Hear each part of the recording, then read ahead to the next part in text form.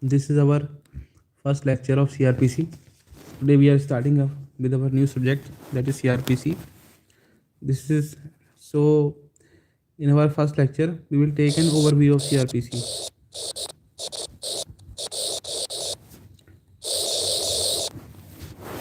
So friends, the whole story begins with rights.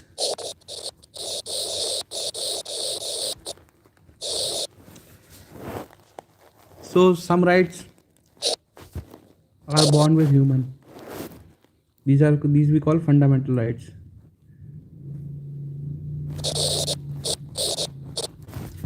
And there are certain other rights which are given to us by law. These we call substantive rights.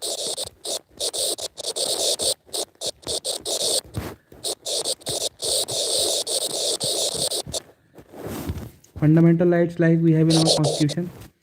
Before our constitution, in the Universal Declaration of Human Rights, that is of 1945, also some basic human rights are given, which are fundamental to human beings, which are born with the human being. There is no need of any law to give us these rights. However, there are certain substantive rights which are given to us by law. These rights are given to us by law.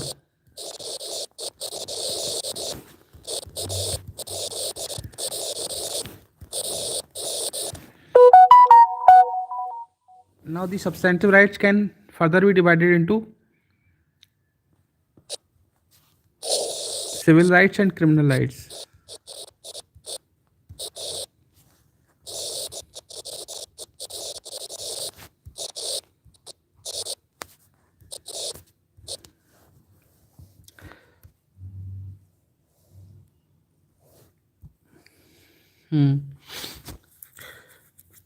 So initially, when the humanity moved towards civilization, there were no concept of criminal rights, and an eye for an eye was the rule of the land, the law of the land, and taking vengeance was a private business. Then there were only then with the development of with the development of civilization, the oldest civilization being one of the oldest civilizations being Harappan civilization and the Mesopotamian civilization. So when these civilizations developed, the concept of civil rights developed. We will read in great detail what are civil rights, but to summarize or just to give a substance of the definitions of civil rights, I would state an exclusive definition of civil rights. Exclusive means it is not explanatory, it is not inclusive, it is an exclusive rights. Exclusive definition of civil rights. So to define civil rights in an exclusive manner, I would say these are the rights which are not given to us by criminal law. So all other rights which are not given to us by substantive criminal law are civil rights. So we know there are two types of laws. There are substantive laws and there are procedural laws.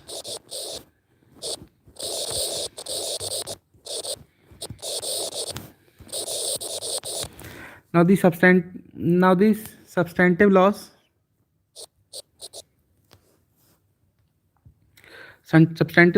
defines give us our rights. They define what rights and duties a particular person would have in a particular situation or in a particular society or in a particular state, as citizen or as human being. Now the procedural law provides for the enforcement mechanism of these substantive rights, because rights have no meanings if there is no enforcement mechanism to enforce those rights, or to punish the violation of those rights if we say it is criminal law, so to say. So civil rights were those rights which were given to us. Both civil and criminal rights were given to us by criminal law only, but the civil rights were those rights which were not given to us by a substantive criminal law. Now, the substantive law can be civil also and can be criminal also. So, substantive law will give me rights. Now, the substantive civil law will give me civil rights, and substantive criminal law will give me substantive criminal rights. So the rights which are not criminal rights, which are not given to me by a criminal substantive law, are my civil rights. However, it is a very wide concept of the concept of civil rights. It can cover a one lecture itself if we go on to state upon what are civil rights, what are their expense. They have a huge expense, they have a huge gamut. Now let's move on to justice systems.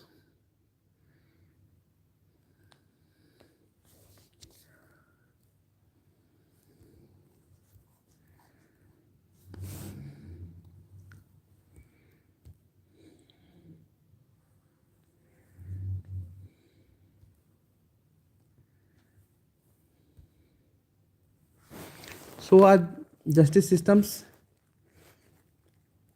we will define later what is justice system, but for the timing, let's understand there are two types of justice systems.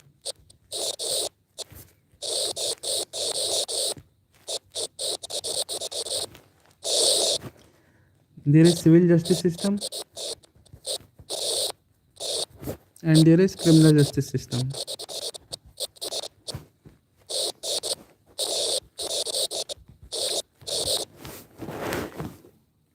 See, a justice system is a system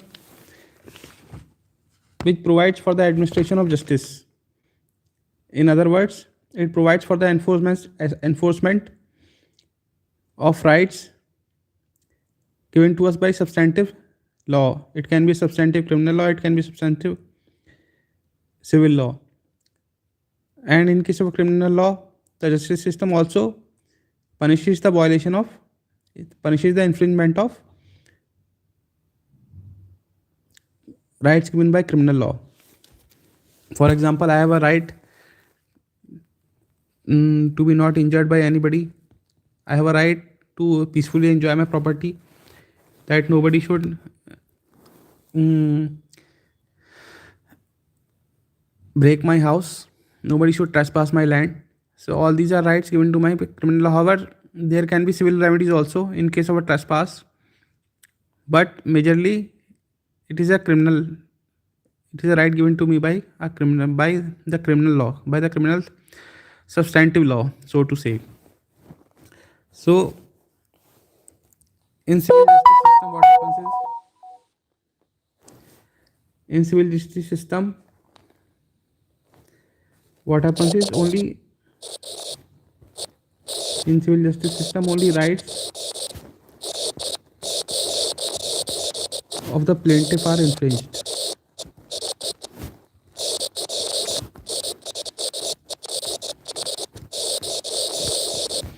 And in criminal justice system,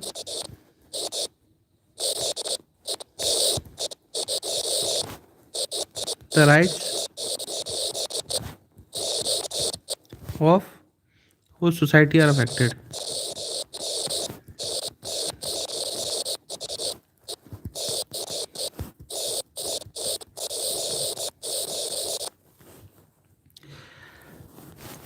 The second major difference is that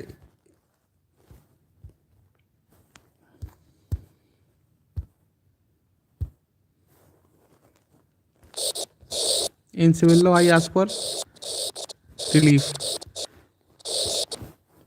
It can be compensation, it can be specific performance, it can be injunction, it can be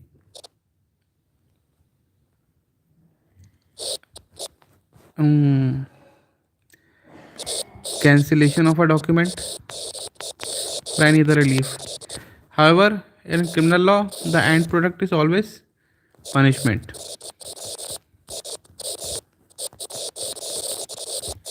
Please never forget this, that in criminal law the end product is always punishment. It is always suffering.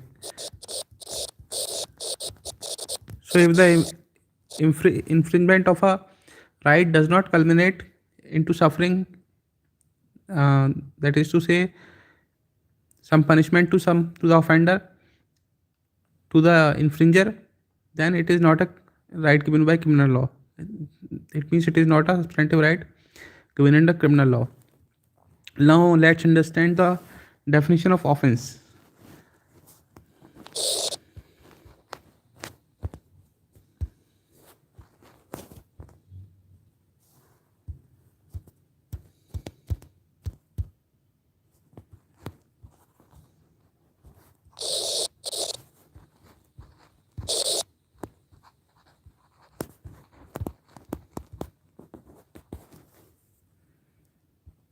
Just a minute, guys, there is some problem.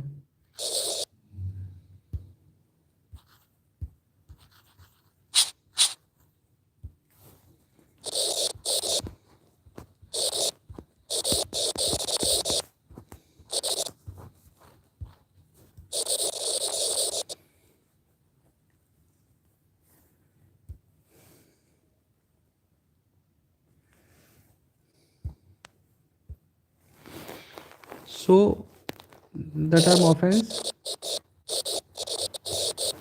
has been defined in section 2N of CRPC, and it has also been defined under General Clauses Act of 1897. So offense has two parts. What offense does? Offense has two ingredients. First of all, it prohibits a thing,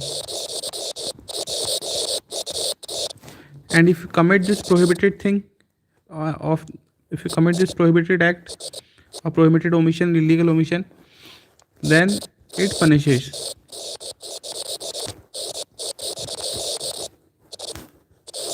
That violation, that commission of the prohibited act or offense. So offense has two parts. Now, offense can be created. There are three types of offenses majorly. It can be an offense under IPC. It can be an offense under of 1860, Indian Penal Code of 1860. It can be an offense under a special law. A special law is a law which applies to a special subject matter, like NDPS. NDPS Act deals with the matters concerning narcotics and psychotropic substances. Or an offense can also be created by a local law. A local law is a law which applies to a particular area only and not to the whole of the state, like UP Cow Slaughter Act, Cow Slaughters Act. It applies to UP only.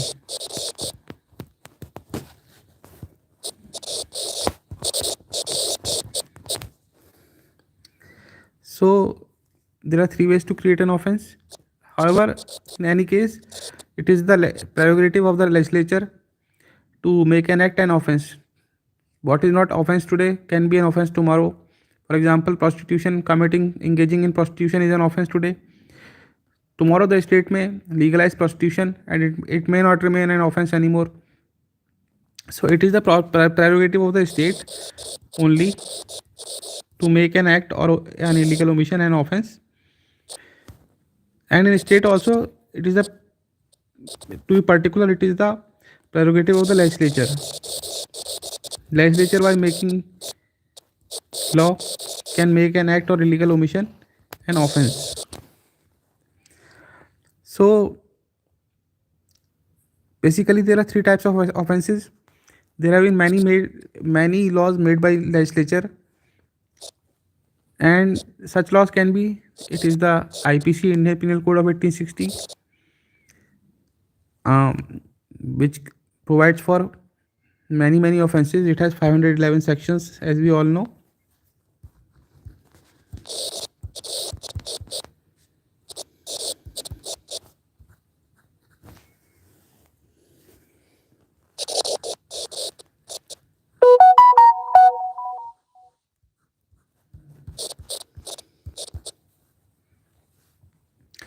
It has 511 sections, and offense can also be created by special law. For example, we have offenses under NDPS Act. As I told you that special law is a law which applies to a special subject only, like NDPS Act. Narcotics are like Arms Act. It deals with the possession of illegal arms. Like there is SC/ST Act. It deals with the offenses against the persons of scheduled caste and scheduled tribes only. So there are many such laws which can be termed as special laws. Similarly, there are local laws. A local law is a law which applies to a particular area only. For example, UP Cow Slaughter Act. Similarly, there can be Punjab Courts Act. It applies to Punjab only. Maharashtra Rent Control Act, Delhi Rent Control Act. All these are examples of local laws only. So our local criminal law. Now, local law can also be a civil law. It can be a criminal law. Like UP Cow Slaughter Act is a criminal local law, and this Delhi Rent Control Act is a civil local law. So a criminal substantive local law can also create an offense. So there are three types of offenses majorly. There are offenses under IPC, there are offenses under special laws, there are offenses under local laws.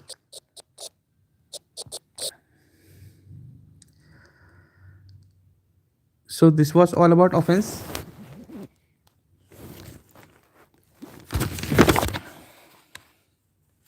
Now I would again state that please always remember that the end product of criminal law and criminal justice system is always suffering, is punishment to somebody.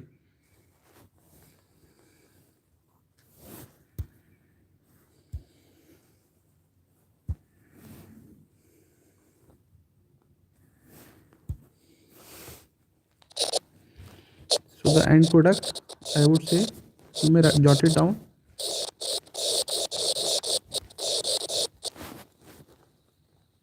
Of criminal law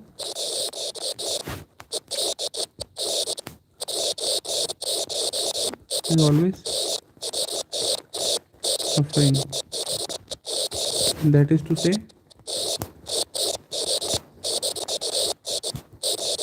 punishment. Now, let's understand what is trial.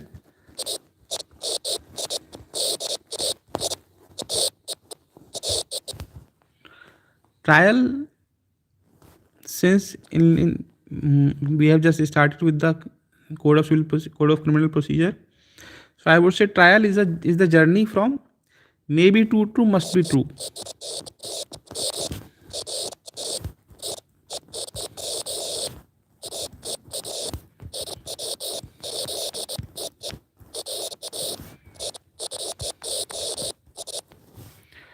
So what happens is, let's say it is a case instituted on FIR, and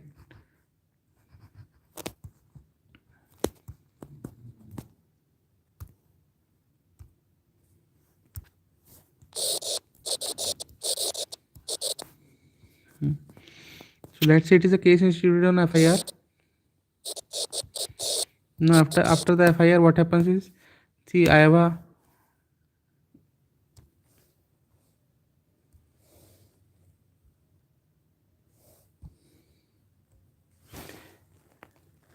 right under criminal law.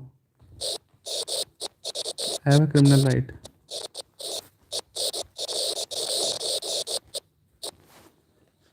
Somebody infringed it. So I set criminal law into motion. That is, I either lodged an FIR, or I put up a complaint, or the court from somewhere comes to know that an offense has been committed against me, or the court suo motu takes cognizance of the matter. So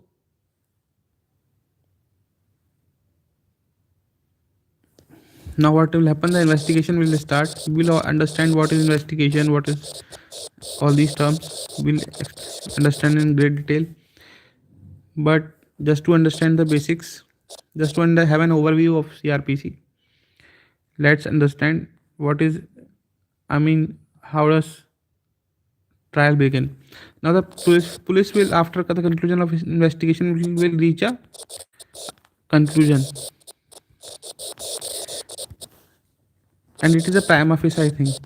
That prima facie, what is the view of the police, whether I have conducted an offense, whether somebody, whether my grievance is true or false on the first look. That is why we say prima facie. Any offense is made out or not.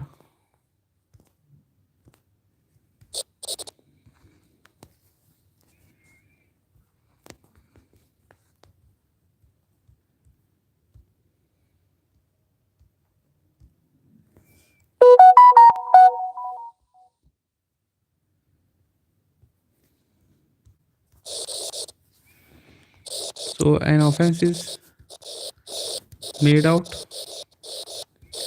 or not made out.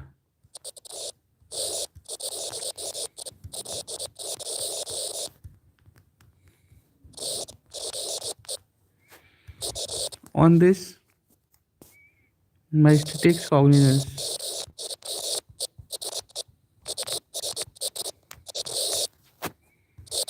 Now, after taking cognizance, charges are framed.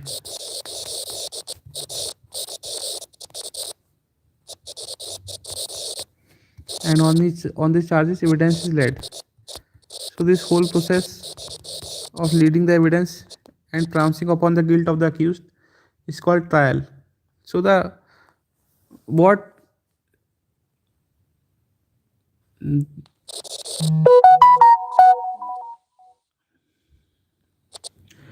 what seemed true to the police, what was in the view of the police after the investigation may be true, is tested in the trial.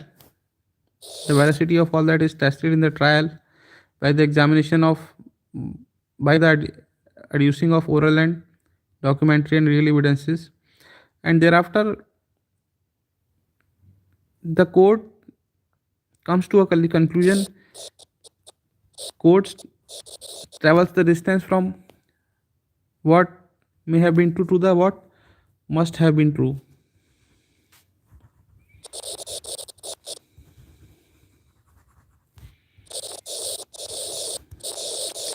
And this is called trial.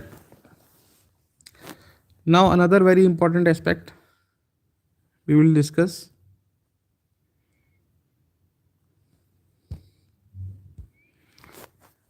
that is IPC, is CRPC a code? Now when I say SC, I use the word act. But when I say CRPC, it's a code. So it is code of criminal procedure. Now when I say SC, it is an act. So what's the difference? See, an act is a statute जो एक ही चीज़ से deal करता है, एक ही matter से deal करता है, तो हम उसको एक्ट बोल देते हैं. जैसे Indian Evidence Act, it only deals with the matters relating to evidence. But code is a comprehensive thing.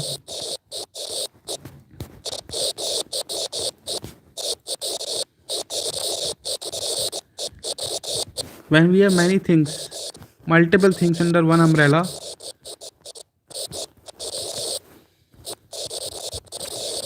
we use the word code. For example, in CRPC we have preventive,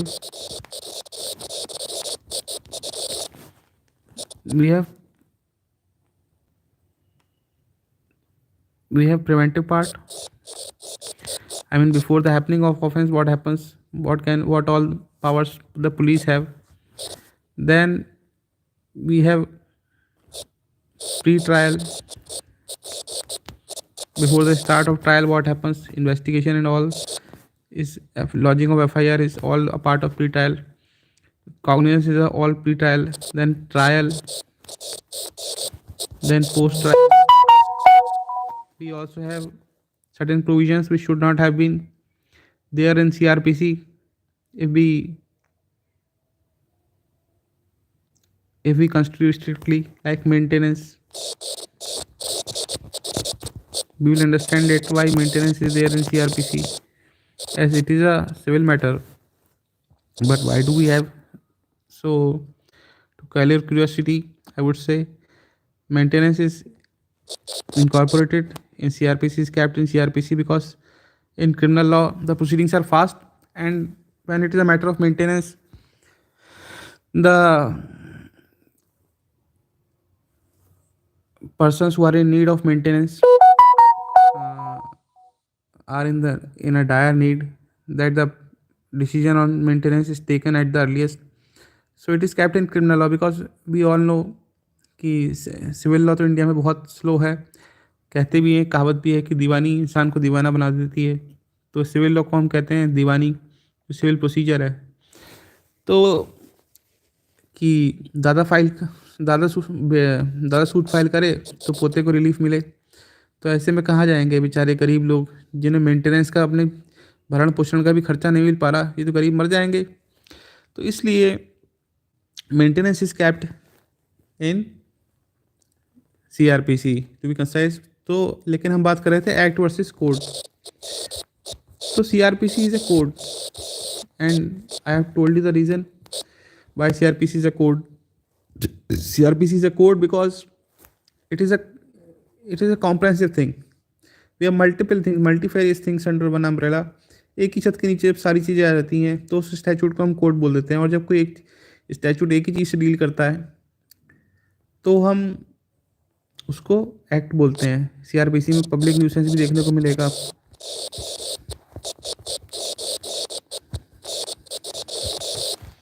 then ये victimology के aspects भी हैं. Section 357, section 357A, all these are aspects of victimology. So इसको इसलिए हम यहाँ पे use करते हैं term code. Now the criminal procedure must confirm.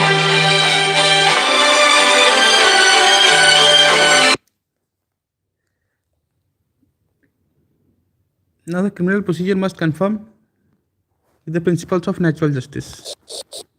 Natural justice principles. There is no precise definition of principles of natural justice. But what by natural law is expected from a justice system. Such principles are termed as principles of natural justice. Like nobody should hear his own cause. No, if I am the judge, I should not decide my own case myself. Similarly, everybody should be, हर किसी की बात को सुनकर कोई निर्णय लेना चाहिए. बिना किसी को सुनने कोई निर्णय नहीं लेना चाहिए. So it's odio alterum partum. So these are the principles of natural justice. Even if there was a landmark case in Maneka Gandhi, let alone criminal procedure, in Maneka Gandhi versus Union of India, it was stated that procedure must be just, fair, and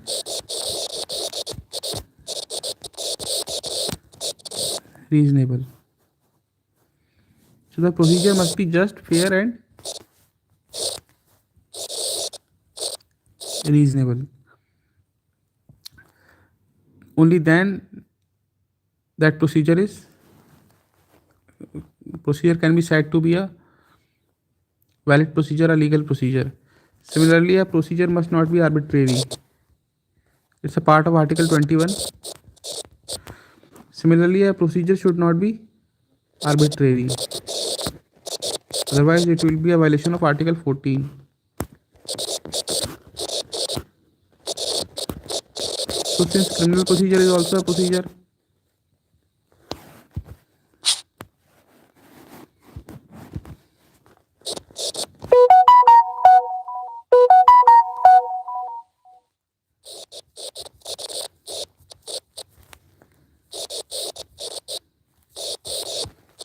so the same is true for criminal procedure as well. So, the criminal procedure code must conform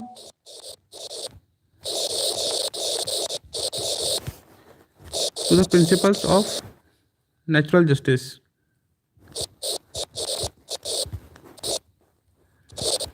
And if we trace the history of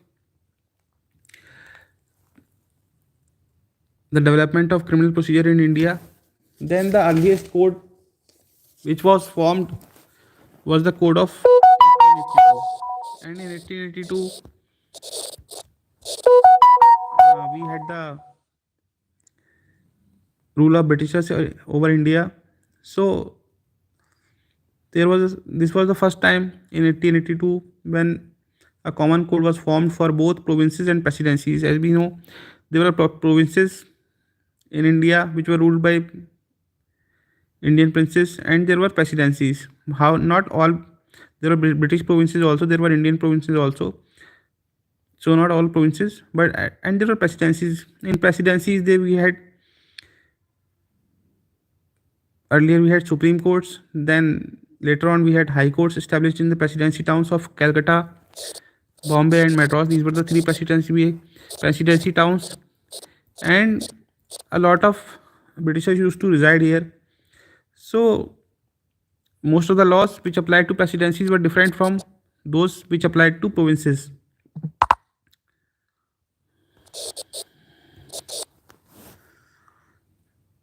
So most of the laws which applied to presidency were different from those which applied to the provinces. So similarly, we earlier we had a before 1882 we had a different criminal procedure applicable in presidency towns and provinces. Now it was in 1882 that the first attempt was made to form a common code for both presidencies and provinces. So it was a great attempt that which brought about the first uniform criminal procedural law, but it had lot of flaws. So we had to resort to another. There was a complete overhaul, and it resulted into the code of 1898.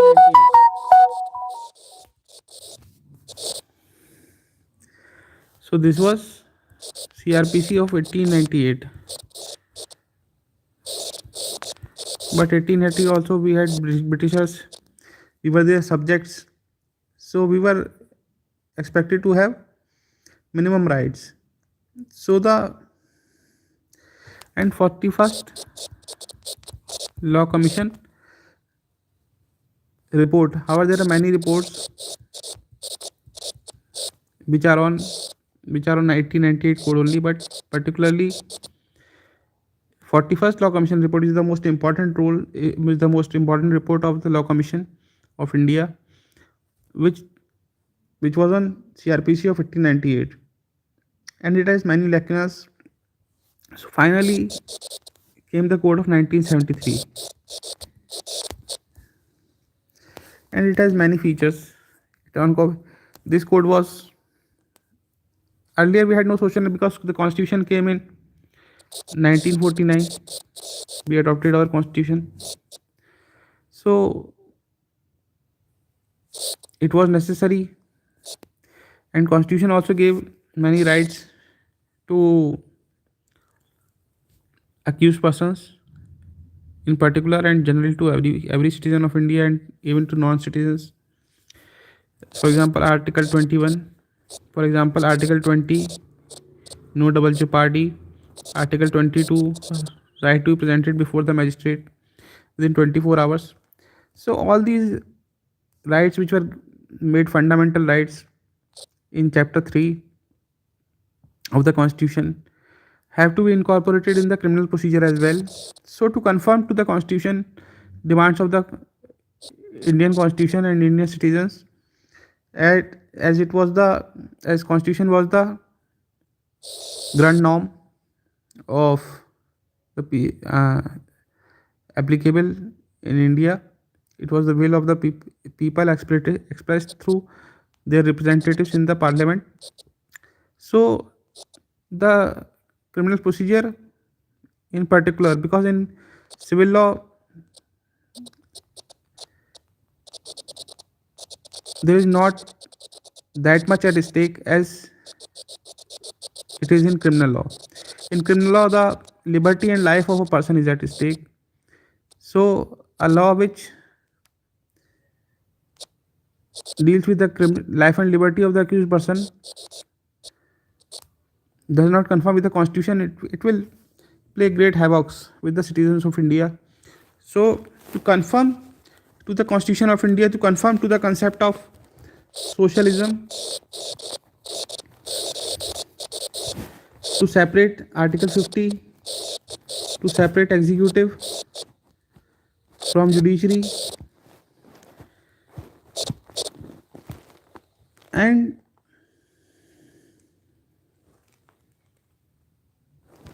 to incorporate the principles of natural justice. The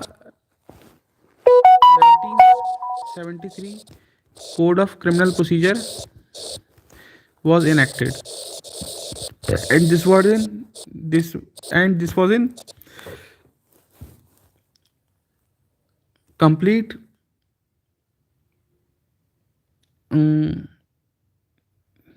complete consonance with our constitution, newly formed constitution. And later on our constitution also evolved, and the criminal procedure code also evolved. We have seen many amendments. For example, 2008 amendment, which was, we can say, a very important amendment so far as the rights of the accused persons are concerned, as accused persons also have very limited rights under earlier criminal law. And the passage of time, the courts pronounced upon the rights of the accused. For example, we had Arnesh Singh case, we had Sunil Batra case, we had Bhagalpur prisoners case. So with the development of constitutional jurisprudence, the rights of the accused persons also developed, and simultaneously amendments were made in both constitution and the code of criminal procedure.